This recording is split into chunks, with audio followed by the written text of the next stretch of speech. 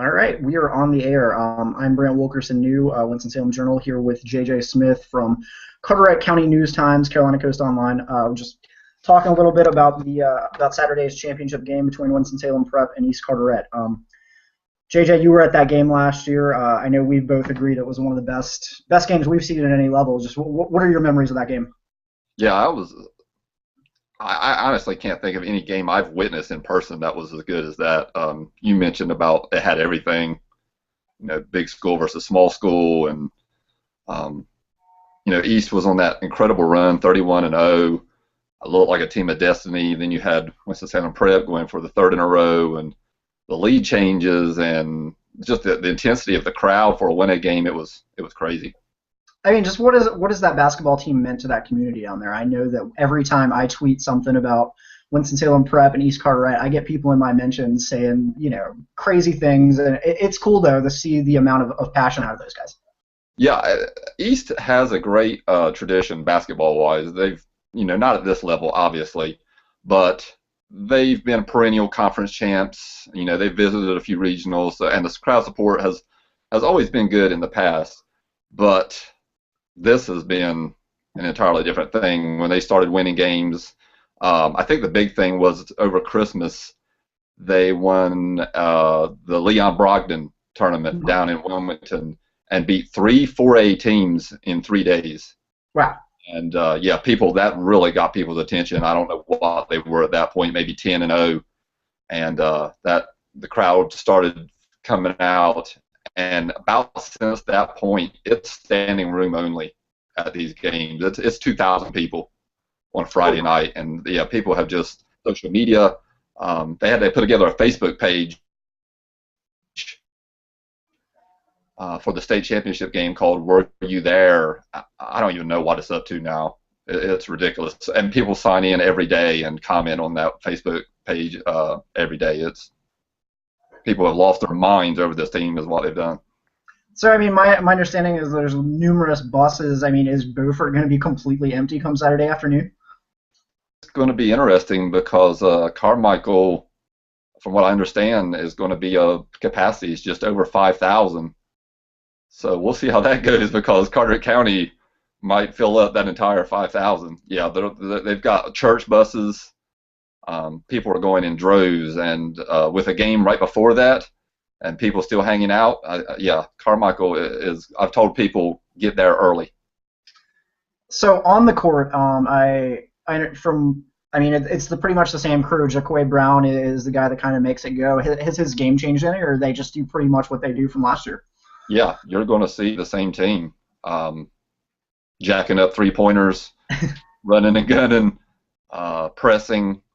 4 guys, surrounding the perimeter, and all of them can really shoot it. And yeah, he's taken it to another level, and that's surprising because he was as good as it got last year.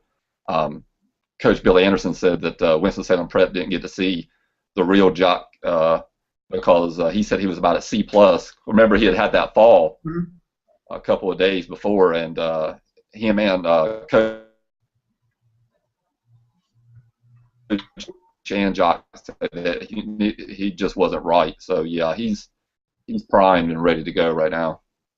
Wow, that's yeah. When we spoke at the media day, he said that he said they played all right, and I was like, you played all right? You made like 14 3-pointers, but apparently there's a whole nother level. You said that they have not shot the ball particularly well in the playoffs, but that doesn't seem to have been a concern so far. Yeah, it's funny. People get on me for being negative about them. I have to find something because all they do is win, and they won the sectional by 17, and by all accounts, the coaches, the players, the fans, me, nobody thought they played very well at all, and that's a 17-point win.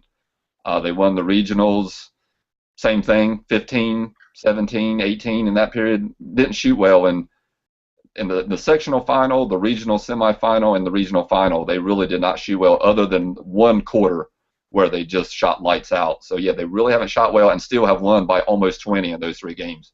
Wow. Yeah, I know that in the first regional game, Andre Gould was not totally impressed with how his defense played. He liked it a little more in the second half, but he said that their defense was much better in the sectional games. But it's been pretty impressive to watch because they have 5 underclassmen playing in pretty key roles for them this year. And I didn't get to see a whole lot of them. I saw them a little early in the season, but since then, apparently these freshmen have just bought in on the defensive end, and that's kind of what's carried them even more so than getting up and down. I mean, and what challenges do you think that the veteran guards of East Carteret are going to pose to those younger guys that might not know the veteran tricks? Right.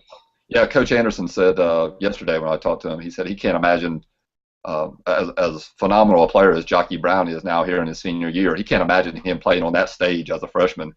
So it's going to be interesting to see how those kids react to that stage. Yeah, being a freshman and sophomore, that's tough. And I mean, did you have any idea that they would be able to get back to this level? They got to the final of the Frank Spencer Classic, which is our big inter-city basketball tournament here, which is a big deal. They've come up short a number of times. Andre Gould always talks about how it's kind of plaguing them. They can win the state championship, but they can't win the Frank. They looked pretty good then. And then they went through some things. They lost 2 conference games. I think it was a 54-game conference winning streak that was snapped. And that's where they kind of realized that they had to step it up to another level. He said he always knew that he had the talent, and it was obvious that they had that talent.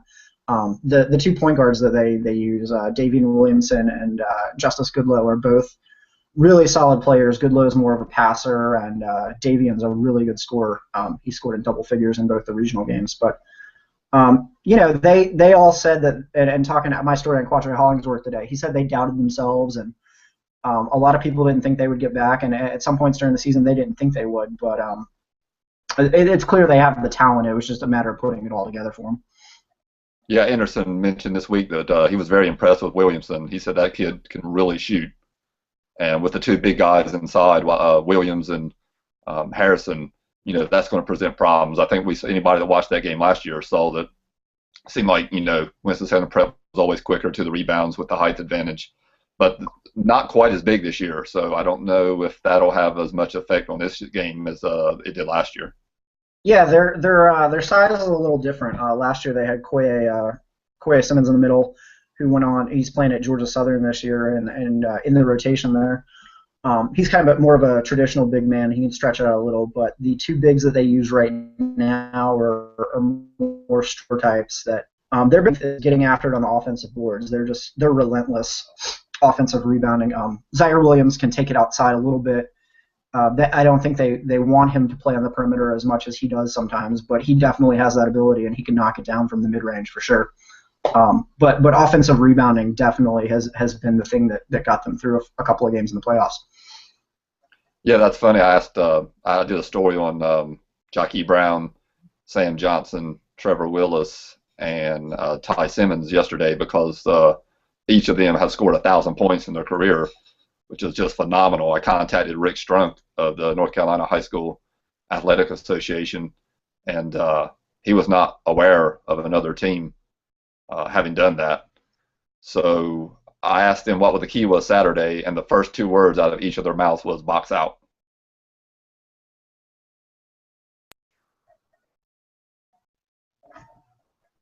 Yep, looks like we have a little bit of a technical difficulty. Yeah. We're back. You there? Yeah, you hear me?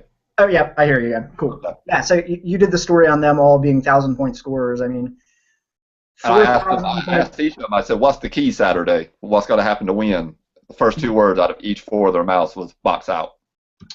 Yeah, that's. I think that's going to be the difference. I mean, I think every game Prep had a significant advantage on the offensive boards and significantly more field goal attempts, even though they don't necessarily need them because those guards are just such great shooters.